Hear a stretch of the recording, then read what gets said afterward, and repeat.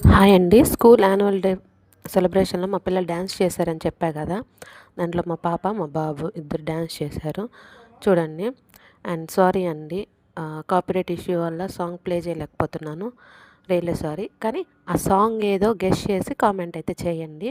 చూద్దాం ఎంతమంది గెస్ చేస్తారో. అండ్ మా పిల్లల డ్యాన్స్ నచ్చితే గనక ఒక లైక్ చేసి సబ్స్క్రైబ్ చేసుకోండి. Thank you for watching.